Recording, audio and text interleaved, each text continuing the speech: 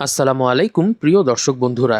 গল্পের নাম পথের প্যাচাল মুক্তি পেয়েছে চরকি ওটিটি প্ল্যাটফর্মে, যেখানে আমরা দেখতে পাই সমাজের একদম দুই মেরুর দুইজন প্রতিভাবান মানুষ কিভাবে একে অপরকে সাহায্য করে নিজেদের হিডেন ট্যালেন্টকে জনসম্মুখে উঠিয়ে নিয়ে আসে।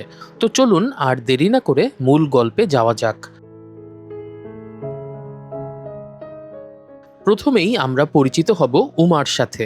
পেশায় একটি ইভেন্ট ম্যানেজমেন্ট কোম্পানির ক্রিয়েটিভ রাইটার। কিন্তু ইভেন্টের টাইমলাইন ডিজাইন করার পাশাপাশি উমার আরও একটা জিনিসের প্রতি ভালোবাসা আছে, সেটা হলো উপন্যাস লেখা।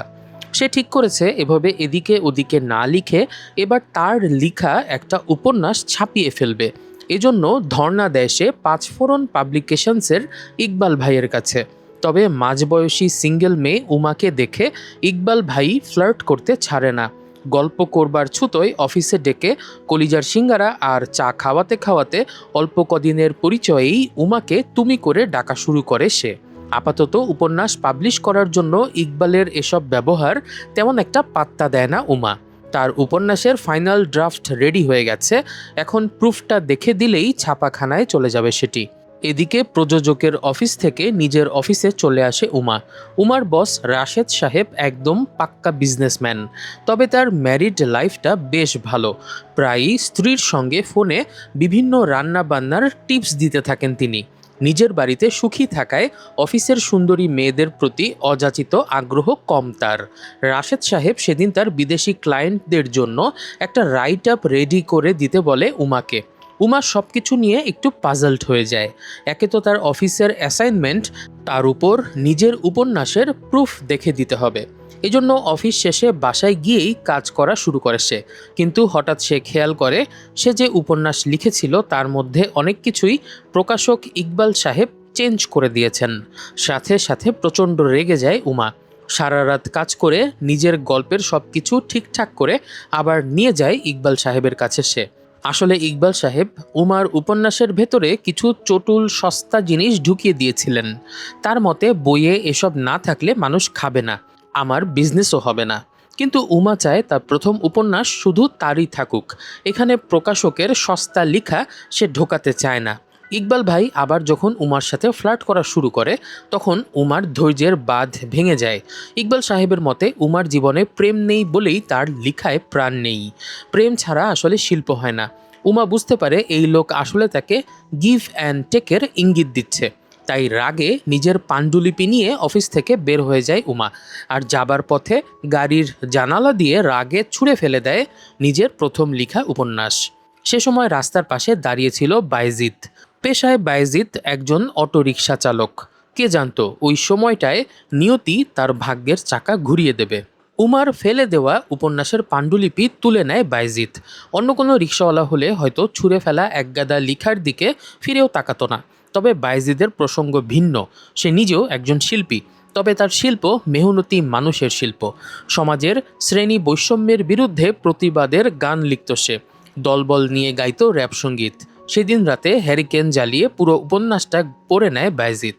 এদিকে উমার উপন্যাসের প্রজেক্টটা ব্যর্থ হলেও অফিসের অ্যাসাইনমেন্টে সে ভীষণ ভালো করে। তার লেখনী দেখে ক্লায়েন্ট খুব ইমপ্রেস হয়ে যায়। তার বস রাশেদ তাকে পরামর্শ দেয়, যেহেতু উমার লেখার হাতটা ভালো, তার উচিত সিরিয়াসভাবে শিল্পচর্চায় মনোনিবেশ করা। পরদিন সকালে উমা যখন তার মায়ের সঙ্গে ফোনে কথা বলছিল তখনই উমার বইয়ে লেখা নাম্বারটা দেখে বায়েজিদও তাকে ফোন করে। বায়েজিদ উমাকে জানায় যে তার পাণ্ডুলিপিটা তার কাছে আছে। হারানো পাণ্ডুলিপিটা বাইজিদের কাছে আছে শুনে উমা যেন আকাশের চাঁদ হাতে পায়। বসের উৎসাহে সে ততক্ষণে সিদ্ধান্ত নিয়েছে যে নিজের সৃজনশীলতাকে সে মরতে দেবে না। বাইজিদ যখন উমাকে জানায় তার লেখাটা বাইজিদের কাছে, তখন উমা বাইজিদের কাছ থেকে ঠিকানা নিয়ে নিজের পাণ্ডুলিপি আনতে চলে যায় একটা বস্তিতে। বাইজিদের দেয়া বস্তির ঠিকানায় পৌঁছে উমা অবাক হয়ে দেখে অন্য এক জগৎ। বাইজিদ মূলত একটা রিক্সা গ্যারেজেই থাকতো। উমা সেখানে গিয়ে দেখল বস্তির কিছু ছেলেপেলে নিয়ে বায়েজিদ মেতে আছে অন্য এক নেশায়। সেটা হলো র‍্যাপ সঙ্গীতের নেশা। সমাজের অন্যায়ের বিরুদ্ধে তার ধারালো সব কথা আর ছন্দ দেখে উমা মুগ্ধ হয়ে সেই পারফরমেন্সের কিছু ভিডিও করে ফেলে। উমা যখন তার পাণ্ডুলিপি ফেরত চায় বায়েজিদ অত্যন্ত বিনয়ের সাথে তা বুঝিয়ে দেয়। তবে উমা ভেবেছিল একজন রিকশাওয়ালা সে তার উপন্যাস পড়বে না, কিন্তু সে অবাক হয়ে দেখতে পায় বায়েজিদ যে শুধু তার বইটি পড়েছে তাই নয়, বইয়ের জীবনবোধ এবং মূল তত্ত্বও তাকে স্পর্শ করেছে। গল্পে দুঃখ আছে, প্রতারণা আছে, কিন্তু কোনো প্রতিশোধ নেই। এই ব্যাপারটার কারণে গল্পে একটা খালি খালি ভাব থাকলেও পুরো গল্পটা পড়ে একটা শান্তি শান্তি অনুভূতি আসে। এই মন্তব্যটাই বায়েজিদ উমাকে করে। উমাকে প্রকাশনার ইকবাল সাহেব বলেছিল এসব উচ্চমার্গীয় উপন্যাস পাবলিক খাবে না, কিন্তু উমা যখন দেখল সমাজের নিম্ন শ্রেণীর একজন লোক যে কিনা একজন অটোরিকশা চালায়, সেই লোকটিও তার উপন্যাসের আসল মর্ম উপলব্ধি করতে পেরেছে, তখন লেখক হিসাবে তার নিজের প্রতি যেমন আত্মবিশ্বাস বাড়ল, ঠিক তেমনি শ্রদ্ধাবোধ বাড়ল বায়েজিদের প্রতি। বায়েজিদ সেদিন উমাকে নিয়ে নিজের অটোতে করে বাসায় পৌঁছে দেয়। বায়েজিদ জানায় সে ডিগ্রি সেকেন্ড ইয়ারে পড়তো, কিন্তু অভাবের তাড়নায় অটো চালাতে হয়েছে তাকে। তার মা আর দুই ভাইয়ের সংসার চলে এই অটোর চাকাতেই। সেদিন উমাকে গন্তব্যে পৌঁছে দেবার পর ভাড়া মেটানোর সময় বায়েজিদ কোনো টাকা নেয়নি, কারণ তার কাছে ভাঙটি ছিল না। এই সততা উমার মনে দাগ কেটেছিল। তবে উমার হঠাৎ বায়েজিদের প্রতি মুগ্ধ হয়ে যাওয়া তার ছোট বোনকে ভাবিয়ে তোলে। তবে সে উমার মোবাইলে বায়েজিদের র্যাপ গানটা শুনে বেশ পছন্দ করে ফেলে। তারই উৎসাহে উমা বায়েজিদের র্যাপ গানটা যে মোবাইল দিয়ে ভিডিও করেছিল সেটা নিজের ইউটিউব চ্যানেলে আপলোড করে দেয়, এবং সে অবাক হয়ে দেখতে পায় হাজার হাজার ভিউ হয়ে গেছে কয়েক ঘন্টার মধ্যেই। সেই সাথে মানুষ অনেকেই পজিটিভ কমেন্টও করছে সেখানে। এরপর থেকেই উমা প্রায়ই বায়েজিদের সঙ্গে দেখা করতে থাকে। কখনো রাস্তার মোড়ে বাদাম খাওয়া, কখনো আইসক্রিম খাওয়া। অটোচালক বায়েজিদ আর রাইটার উমার মধ্যে গড়ে ওঠে এক অদ্ভুত বন্ধুত্বের সম্পর্ক। তাদের মধ্যে শিল্পের যে সেতু বন্ধন ছিল সেটা হলো তারা দুজনেই প্রচলিত ধারার বাইরে গিয়ে শিল্প চর্চা করত। বায়েজিদের জীবনের প্রতিবাদের ভাষা বের হতো র্যাপ গানের প্রতিটি লাইনের লিরিক থেকে। তবে উমার সাথে বায়েজিদকে একদিন ঘুরতে দেখে ফেলে উমার বস রাশেদ সাহেব। তবে তিনি বিষয়টিকে নেতিবাচক হিসাবে না দেখে বরং বায়েজিদের প্রতিভা নিয়ে আগ্রহী হয়ে ওঠে। সেই সঙ্গে তিনি উমার ক্রিয়েটিভ রাইটিংয়ের কারণে ক্লায়েন্টরা খুশি হওয়ার পুরস্কার হিসাবে উমার লেখা বইটি নিজে প্রকাশক হয়ে ছাপানোর সিদ্ধান্ত নেন। এ ঘটনায় উমা খুবই উচ্ছ্বসিত হয়ে পড়ে। বায়েজিদের সেই র্যাপ গানটির নাম ছিল ময়লা। রাশেদ সাহেব সিদ্ধান্ত নেন বায়েজিদের গানটিকে নিয়ে একটি বড় স্কেলের মিউজিক ভিডিও তৈরি করবেন। মানুষ এখন নতুন ট্যালেন্ট দেখতে চায়। সেই সঙ্গে যদি তারা দেখতে পায় একজন রিক্সা চালক সম্পূর্ণ নিজে থেকে গান লিখে প্রতিবাদের ভাষা হিসেবে তার ব্যবহার করছে, তাহলে গানটা প্রচুর হিট হবে এবং কোম্পানিরও অনেক প্রফিট হবে। It's all about business. Shipra নামের একজন জনপ্রিয় ডাইরেক্টরকে দিয়ে তিনি মিউজিক ভিডিওর কাজ শুরু করান। উমা নিজেই এই প্রজেক্টের ক্রিয়েটিভ হেড হিসাবে কাজ করতে থাকে। তবে রাশেদ তাকে সাবধান করে দেন বস্তি এলাকাগুলো অনেক সময় ক্রাইম জোন হয়, তাই বায়েজিদের ব্যাকগ্রাউন্ড নিয়ে যেন উমা সতর্ক থাকে। তবে উমা এসব পাত্তা দেয় না, কারণ বায়েজিদের প্রতি তার একটা ট্রাস্ট জন্মে গিয়েছিল একদিনে। শুটিং শেষ করে ময়লা গানটি রিলিজ করার পর প্রথম দিন তেমন একটা ভিউ হয় না। উমা বেশ হতাশ হয়ে পড়ে। সে যখন আনকাট লাইভ ভিডিও পাবলিশ করেছিল তখন মানুষ তো ঠিকই সেটা পছন্দ করেছিল, কিন্তু মিউজিক ভিডিওটা কেন মানুষ পছন্দ করছে না উমা সেটা বুঝতে পারছিল না। কিন্তু হঠাৎ করেই পরদিন মোড় ঘুরে যায় সবকিছুর। সেদিন রাতে বাংলা টিউন নামের দেশের একটি বড় মিউজিক ব্যান্ড বায়েজিদের গানের ভিডিওটি নিজেদের ফেসবুক পেজে শেয়ার করে। ব্যাস, মুহূর্তেই ভিউ লাখে লাখে পৌঁছাতে শুরু করে। বায়েজিদ রাতারাতি স্টার বনে যায়। পরদিন রাশেদ সাহেব উমাকে বলে বাংলা টিউন ব্যান্ড তাদের নেক্সট কনসার্টে বায়েজিদকে ফিচার করতে চায়, অর্থাৎ নিজেদের গানের বিভিন্ন অংশ বায়েজিদকে দিয়ে তারা গাওয়াতে চায়। কিন্তু সাফল্যের এই চূড়ান্ত মুহূর্তে হঠাৎ ছন্দপতন ঘটে। উমা বায়েজিদকে এসব সুসংবাদ জানাতে ফোন করলে সে বায়েজিদের ফোন নাম্বার বন্ধ পায়। দ্রুত বস্তিতে গিয়ে উমা জানতে পারে বায়েজিদ পালিয়ে গেছে। রিক্সা গ্যারেজের মালিক তাকে জানায় বায়েজিদের মিউজিক ভিডিও দেখে পুলিশ তাকে শনাক্ত করেছে সে নাকি একটা ডাবল মার্ডার কেসের আসামি। কয়েক বছর আগে মামলা হবার পর বায়েজিদ গ্রাম থেকে পালিয়ে ঢাকা আসে এবং রিক্সা চালিয়ে জীবিকা উপার্জন করছিল নিজের পরিচয় গোপন করে। পুলিশ এতদিন তাকে খুঁজে না পেলেও মিউজিক ভিডিওতে তার চেহারা দেখে তাকে চিনে ফেলে। তবে পুলিশ আসার খবর পেয়েই বায়েজিদ মোবাইল বন্ধ করে পালিয়ে যায়। রিক্সা গ্যারেজের মালিক উমাকেও ভয় দেখায় যে এর সাথে সংশ্লিষ্টতা থাকার কারণে উমাও ফেসে যেতে পারে, কারণ গত কয়েকদিন ধরে বায়েজিদের সঙ্গেই বারবার উমাকে দেখা গেছে। তাই পুলিশ ভাবতে পারে বায়েজিদ হয়তো উমার কাছেই লুকিয়ে আছে। উমা দিশেহারা হয়ে পড়ে। একদিকে বায়েজিদের গান সারা বাংলার মানুষের মুখে মুখে, আর অন্যদিকে বায়েজিদের এই অন্ধকার অতীত বের হয়ে আসছে। উমা সবটা রাশেদ সাহেবকে খুলে বলে। রাশেদ সাহেব শান্তভাবে বলে, যাদের জীবন সংগ্রাম অনেক কঠিন হয় তাদের অতীতও মাঝে মাঝে একটু অন্ধকার হয়। উমা তাকে অনুরোধ করে কোম্পানি থেকে একজন ভালো লয়ার ধরে বায়েজিদের মামলাটা লড়তে। রাশেদ সাহেব একজন ভালো উকিল নিয়োগ করেন বায়েজিদের জন্য। কোর্টে দৌড়াদৌড়ি করতে গিয়ে উমার মনে হতে থাকে সেও কি অপরাধের জালে জড়িয়ে যাচ্ছে। এদিকে বাংলা টিউন ব্যান্ডের লোকজন কনসার্টের জন্য বায়েজিদকে খুঁজতে থাকে। তারা যদি জেনে ফেলে বায়েজিদের অতীত, তাহলে কি তারা বায়েজিদকে নিয়ে তাদের শো কন্টিনিউ করবে কিনা সেটাও একটা প্রশ্ন। কিন্তু শেষ পর্যন্ত আসল সত্য বেরিয়ে আসে। দেখা যায় বায়েজিদ সেই খুনের সঙ্গে জড়িত ছিল না, বরং সে ছিল এক ষড়যন্ত্রের শিকার।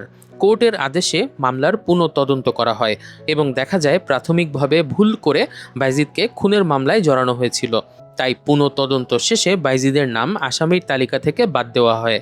সে কলঙ্কহীনভাবে মুক্তি পায়। আসলে আমাদের দেশের যা অবস্থা, কোনো কিছু ভাইরাল হলে সুবিচার পাওয়া যায়, আর ভাইরাল না হলে পাওয়া যায় না। বায়েজিদের ভিডিওটা যদি ভাইরাল না হতো, রাতারাতি সে যদি অনেক জনপ্রিয় না হয়ে যেত, তাহলে কি তাকে মামলা থেকে বাদ দেওয়া হতো কিনা সেটাও একটা প্রশ্ন থেকে যায়। কিছুদিন পর উমার প্রথম উপন্যাস প্রকাশিত হয়। বই নিয়ে বসে থাকা অবস্থায় উমার ফোনে একটা অচেনা নাম্বার থেকে কল আসে। ফোন ধরে উমা জানতে পারে ওপাশে বায়েজিদ। বায়েজিদ কিন্তু তখনও জানতো না যে সে মামলা থেকে মুক্তি পেয়েছে। পুলিশের ভয়ে মোবাইল ফোন অফ করে সম্পূর্ণ নেটওয়ার্কের বাইরে সে লুকিয়েছিল। সে মূলত উমাকে ফোন করেছিল হঠাৎ করে তাকে না বলে চলে যাওয়ার কারণে মাফ চাইতে। তবে উমা তার সঙ্গে দেখা করে এবং তাকে সবকিছু জানায়। বায়েজিদ নিজের ভাগ্যকে বিশ্বাস করতে পারছিল না। কিছুদিন আগেও যে ছিল খুনের মামলার ফেরার আসামি, এখন তার নামে নাকি একটা মামলা তো নেই, উল্টো দেশের অনেক বড় একটা ব্যান্ড তাকে অফার করছে নিজেদের সঙ্গে শো করার জন্য। বায়েজিদ উমাকে অন্তরের অন্তঃস্থল থেকে ধন্যবাদ দেয়। উমা তার উপন্যাসের একটি কপি বায়েজিদকে উপহার দেয়, যেখানে উৎসর্গ পাতায় বড় করে লেখা ছিল, আমার পথের গায়েন বায়েজিদকে উৎসর্গ করলাম। উমা বায়েজিদকে তার প্রথম কনসার্টে অতিথি হিসাবে দাওয়াত দেওয়ার জন্য অনুরোধ করে। হাজার হাজার দর্শকের চিৎকারে মুখরিত কনসার্টে বায়েজিদের চোখ ঠিকই খুঁজে নেবে উমাকে। দুই প্রান্তের দুইজন প্রতিভাবান মানুষ আজ শুধু সফলই নয়, বরং তারা একে অপরের স্বপ্নের সারথি হয়ে এক একজন সত্যিকারের শিল্পী হিসেবে উদ্ভাসিত হয়েছে। প্রিয় দর্শক, চরকিতে মুক্তিপ্রাপ্ত পথের পেঁচাল এমন একটা গল্প যেখানে সমাজের দুটি ভিন্ন শ্রেণীর দুই প্রতিভাবান মানুষের জীবনের সংগ্রাম, স্বপ্ন এবং শিল্প চর্চার গল্প উঠে এসেছে। উমা ছিল একজন ক্রিয়েটিভ রাইটার যার স্বপ্ন ছিল নিজের উপন্যাস প্রকাশ করা। অন্যদিকে বায়েজিদ ছিল একজন অটোরিকশা চালক, কিন্তু তার ভেতরে লুকিয়ে ছিল প্রতিবাদী র্যাপ শিল্পীর সত্তা। একটি কাকতালীয় ঘটনার মাধ্যমে উমার হারিয়ে যাওয়া পাণ্ডুলিপি পৌঁছে যায় বায়েজিদের হাতে, আর সেখান থেকে শুরু হয় তাদের পরিচয়। উমা আবিষ্কার করে সমাজের নিচু স্তরের একজন মানুষও তার শিল্পের গভীরতা বুঝতে পেরেছে। অন্যদিকে উমার উৎসাহে বায়েজিদের র্যাপ গান পৌঁছে যায় লাখো মানুষের কাছে। তবে সাফল্যের মাঝেই সামনে আসে বায়েজিদের অন্ধকার অতীতের অভিযোগ। কিন্তু শেষ পর্যন্ত সত্য প্রকাশিত হয় এবং প্রমাণ হয় বায়েজিদ নির্দোষ। গল্পের শেষে উমার উপন্যাস প্রকাশিত হয় আর বায়েজিদ হয়ে ওঠে দেশের একজন পরিচিত শিল্পী। দুজনেই একে অপরের স্বপ্ন পূরণের সহযাত্রী হয়ে ওঠে। প্রিয় দর্শক বন্ধুরা, এই গল্পে কিন্তু বেশ কিছু শিক্ষণীয় ব্যাপার ছিল। যেমন, প্রতিভা কখনো শ্রেণী, পেশা বা অর্থনৈতিক অবস্থার মধ্যে সীমাবদ্ধ থাকে না। আর সত্যিকারের শিল্প মানুষের হৃদয়কে স্পর্শ করে, সেটা ধনী হোক কিংবা দরিদ্রের হৃদয় হোক। সমাজ অনেক সময় মানুষের অতীত দেখে বিচার করে, কিন্তু একজন মানুষের ভেতরের সম্ভাবনাকে বুঝতে পারলে তার জীবন বদলে দেওয়া সম্ভব। একজন মানুষের সামান্য উৎসাহও অন্য একজনের জীবনের মোড় ঘুরিয়ে দিতে পারে। তাই কখনোই নিজের স্বপ্ন এবং সৃজনশীলতাকে মেরে ফেলতে নেই। সব মিলিয়ে পথের পেঁচালি শুধু একটি সম্পর্কের গল্পই নয়, বরং এটি স্বপ্ন, সংগ্রাম, শিল্প এবং মানবিকতার গল্প।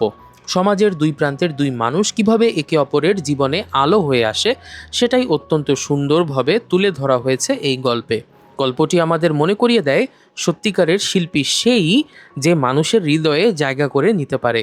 আর প্রতিভা যদি সঠিক মানুষের সমর্থন পায়, তাহলে বস্তির গলি থেকেও একজন জনপ্রিয় শিল্পী পৌঁছে যেতে পারে হাজারো মানুষের হৃদয়ে।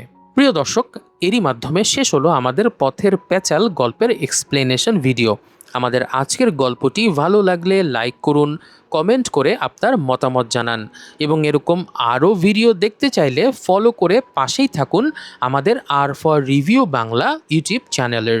সবাই অনেক ভালো থাকবেন, সুস্থ থাকবেন এই কামনায় আজকের মতো এখানেই শেষ করছি। বিদায়।